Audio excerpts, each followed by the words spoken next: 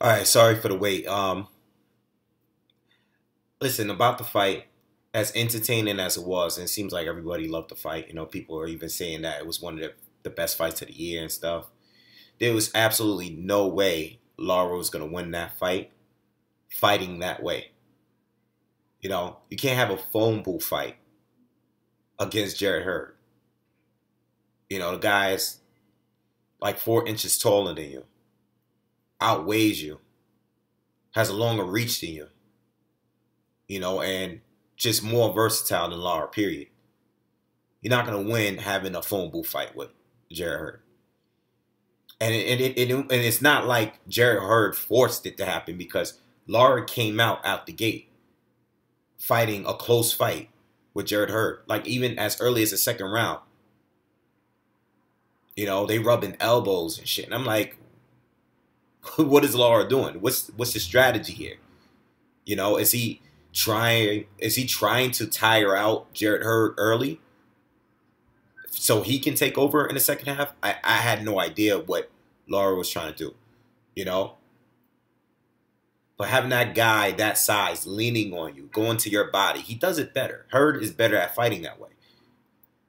I just don't understand. I don't expect the 35-year-old Irislandi Lara to beat Hurd at that game. And like I said, I understand that it was a good fight. It was a good fight. I know a lot of people enjoyed the fight. But strategy-wise, who expected Lara to face Hurd and fight him that way? Why are you that close? Why are you that close? That's not your game. That's like when Rigo went in there with Cordoba. That round, when his corner was telling him, listen, you got to step it up. Ronnie Shields. Ronnie Shields told him, like, listen, you got to entertain the crowd. You got to go in there and step it up. He's having a phone booth fight with Cordoba, who's much bigger than him. And he gets dropped. It doesn't make sense. That's not your game. Great fighters, the both of them. Great fighters, but they don't have much of an inside game. And the crazy part about it is Lara still almost won. I scored it 6-6. Obviously Hurd won because of the knockdown. I think the rounds that I gave to Hurd were a lot clearer than the ones I gave to Lara. Okay, the rounds I gave to Lara was more debatable than the rounds I gave to Hurd.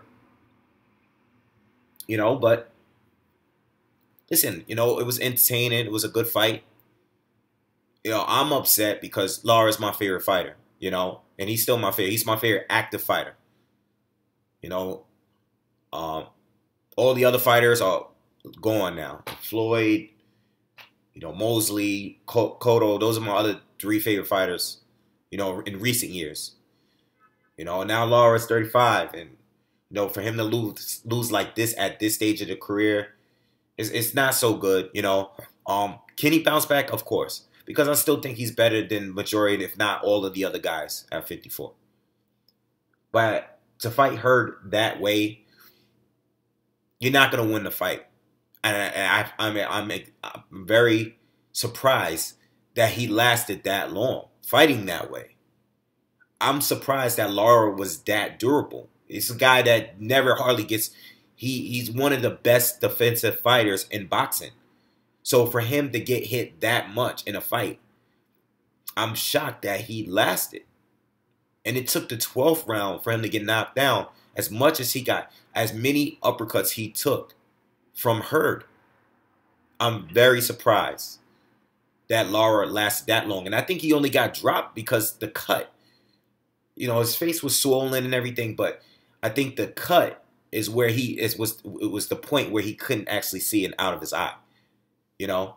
So he did good. I mean, he's definitely a warrior. Jared Hurd, much respect to him. I have nothing against Hurd. It's just that I'm rooting for my guy. But I like Hurd. I do like Hurd. I like Hurd. He just seems to be beating all the guys I like. You guys already know I like Jamel. Jamel's my guy.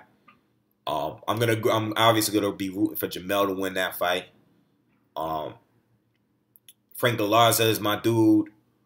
I was rooting for Frank to win that fight That's the first time I seen Hurd, you know. And now he beat Lara, you know. Hurd is doing work. He's doing work.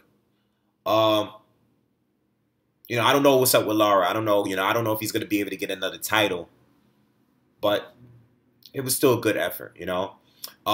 As far as him not doing that much movement, well, maybe he doesn't have the legs anymore. Maybe he's not interested in fighting the old way. I think the Canelo fight was the last we'll ever see Lara fight that way.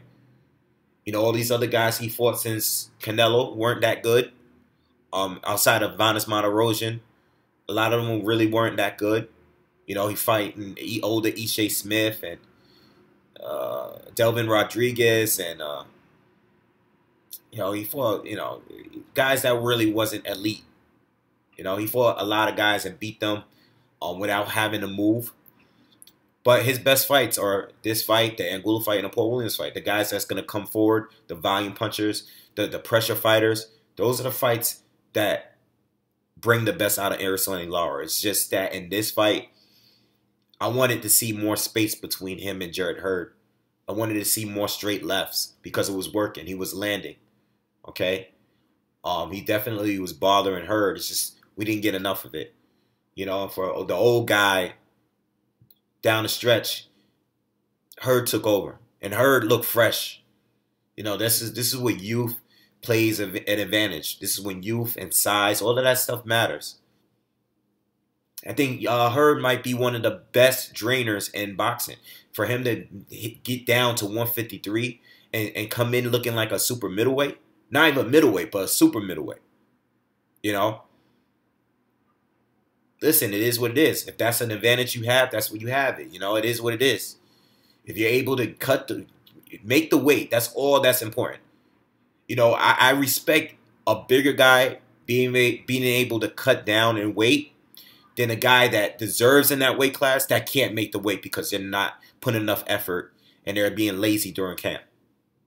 All the guys that miss weight all the time and they belong in that weight class, I respect these bigger guys that's able to cut down. Peterson was cutting down to 140. He was good at draining himself. Lamont Peterson, I don't want to go into a whole long list and all that, but big guys that's able to cut down.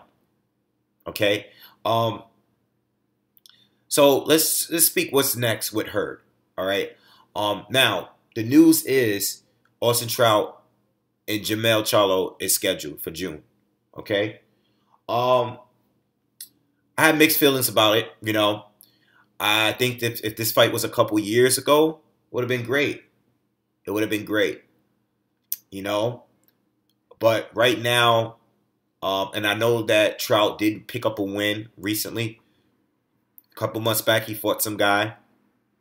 So he did pick up a quick win since the loss to the beatdown from Hurd, where he retired in his corner.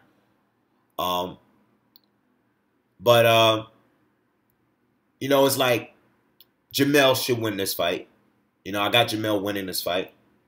But it still should be a good fight. But at the same time, it's also kind of a safe fight because Trout was really good. Outside of Hurd, outside of Lara, everybody struggled against Austin Trout. Nobody had it easy. Canelo didn't have it easy. Jamal didn't have it easy. But if you really think about it, Trout lost all of his top fights outside of Miguel Cotto. He lost all the other fights. All the other big fights he lost. So I feel like it's kind of a safe fight.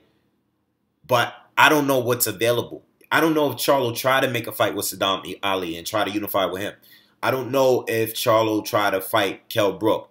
I have no idea. I don't know what Jamel has been, what other fights were available. Trout keeps getting title shots. He keeps getting opportunities. And I think it's because as good as Trout is, he's a dog, he's a tough fighter. He's respectable. People respect him. But people are not going into an Austin Trout fight thinking that there's risk of getting knocked out. You gotta have a tough scrap. You gotta have a tough time knocking him out. but there's no risk of getting knocked out by fighting Austin Trout. But this is the flip side of it. If you look at Jermell Charlo's resume, Austin Trout is still better than all of those guys. If not the majority of them, just about all. Austin Trout is top 3 fighters in Jermell Charlo's career that he's faced. You know, you got John Jackson. He's better than John Jackson. More counters than John Jackson. He's better than Charles Hatley. You know, Lubin didn't prove anything. You know, I call that one. Lubin was unproven. He shouldn't have stepped up that fast. Not that early. Not that quick. He got to gradually step up. He went from here to here. You know, Charlo's, it was dangerous. Charlo's in transition. He's knocking people out. He's knocking people out now. You look down at Monterosian. You want to debate between Monterosian and Trout. That's debatable. Gabe Rosado. You want to debate that. You know, I give it to Trout over Gabe. I like Gabe, but I'll give it to Trout. You know? But Austin Trout is arguably better than everybody else on Jermell Charlo's resume. So, as much as I don't really care to see the fight right now, it's still not a bad fight at all. I still respect Trout. I know he lost to Hurd, but everybody's losing to Hurd right now. You know, it is what it is. Hurd is dangerous, and people still don't like him. People don't like him. People think he's winning only because he's big. You know, I disagree with that. I disagree with that. I think he's better than what people give him credit for. I know he gets hit a lot. I know he doesn't have the greatest defense, but that's because we see him coming forward, stomping these guys out. Harrison, Trout, Lara. These are the guys where he has to come forward to win the fight because he's walking these guys down. Trout's a little older. Lara's a little older, so he had to walk them down, get them out of there later. He's a younger, fresher fighter. Harrison, another guy. You got to walk him down. He's going to be outboxing you. He's going to be hitting you. But guess what? You're going to walk him down. He's going to slow down. We saw him slow down against Willie Nelson, and Willie Nelson got him out of there. Now Hurd got him out of there. Jermell Charlo. Not going to see the same kind of fight. Jermell Charlo is going to be coming towards Jarrett Hurd. This is going to be the other Jarrett Hurd that I'm telling you guys about in the other video. All right, the first video I did talking about the Lara fight. Jarrett Hurd, when he fought Frank Galarza, when he fought Jojo Dan, Jarrett Hurd is on his back foot. He's setting traps. He's countering. He has that tight Philly shell defense. He's real good with it. He's great at rolling those punches off his shoulders. He's real good with it. Don't sleep on Jarrett Hurd. He can switch it up. I know you guys are calling him the Black Mexican and all this. Jarrett Hurd is better than that. He can switch it up and fight on his back foot and not get hit that much. I'm telling you, when he fights Jermell Charlo, keep saying Jermell, when he fights Jermell Charlo, he's not going to be trying to walk Jermell down. You know why? Because Jermell is fresh too. Jermell is young too. Jermell is very athletic. He's very, very fast. And just as light on his feet as Erislandy Lara was. He's fast. He's powerful. He has good defense. All right? And now Jermell is coming down and walking guys down. Now he's coming forward. He's fighting a different fight. He's still improving his damn self. So expect Hurd to be on his back foot. It's a good fight. Only thing I hope, because I'm going for Jermell, but all I'm hoping is that Jermell hasn't fell in love with his power. That's the only thing I worry about that fight. Because Jermell, the way he's been talking lately, he seems to have fallen in love with his power, and I hope that's not the case. He's a very strategic boxer. Very good boxer.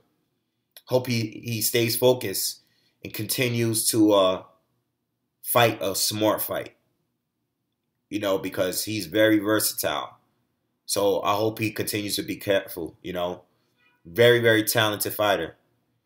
I hope he doesn't fall in love with his power and think that he's going to just knock everybody out.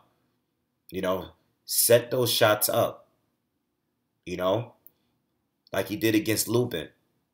Okay? The only fight I really wasn't impressed with him is when he fought John Jackson. John Jackson was fighting on his back foot and setting traps and knocking and catching Charlo all the first 4 or 5 rounds. All right? Charlo finally caught up to him and landed a big shot that hurt him. But as far as points is concerned, Charlo was a little reckless. All right, but I think that's the point where he had first switched camps, and he started fighting a little differently. Okay, so he was still adjusting. So I'll give him that. But that should be a good fight when it happens. When it happens, you know. But you can't sleep on Trout because, like I personally think Charlo against Trout was a tie. I thought that was a draw. That was a good fight. It was a very good. That was a close fight. That could have gone either way, you know. And Jamal is good as hell too, you know. If Trout could have that fight, a fight like that, you know. And I know he's a couple years older, so he's definitely not. He's definitely on the decline. Trout is on the decline, so that's why I say that the timing is not perfect. Because if the timing was a little better, it would be a better fight. You know, still could be a good fight, but you know, I think the fight against Jamal was Trout's last, like, hurrah, like his last great performance. You know. Anyway, you know, 54 always been my favorite division. Losing it a little bit because, you know, guys moved up. Jamal went up, Andre went up, and we never got to see that fight between Andre or Anita Charlo twin. You know, like Andre didn't fight a lot of people that wanted to see him fight. But that's it. You know, let me know what you guys think on the situation. You know, I'm pissed that Lara's still my favorite boxer though. You know, it is what it is. Still my favorite fighter until he retires. Still my favorite active boxer. You know, that's my guy. But fought the wrong fight. You know, he wasn't gonna win the fight fighting that way. It wasn't gonna happen. I don't know. I don't know if it's because he's old. I mean, he did look a little old in there. You know, if this was when he fought Paul Williams and Angulo, he had more energy later in the later rounds. You know, 35 years old now. It's hard to, you know, and Lara, you know, the guy's a cocky dude. You know, you heard his post-fight review, you know, interview, I'm sorry. He thinks he won the fight. You know, he thinks he won. He thinks the knockdown shouldn't have, you know, like Lara always thinks he beat everybody. You know, it is what it is. But anyway, I'll see you guys on the next one. More videos, a lot more videos on the way. I'm gonna do Linares and Lomachenko. That's coming up soon. Try to knock that out this week. And I'm gonna speak on this. You know, I'm gonna do a video right now talking about Triple G and Canelo. I'm gonna do a video right now on that. All right, I'm gonna knock that out. I'll see y'all on the next one. Peace.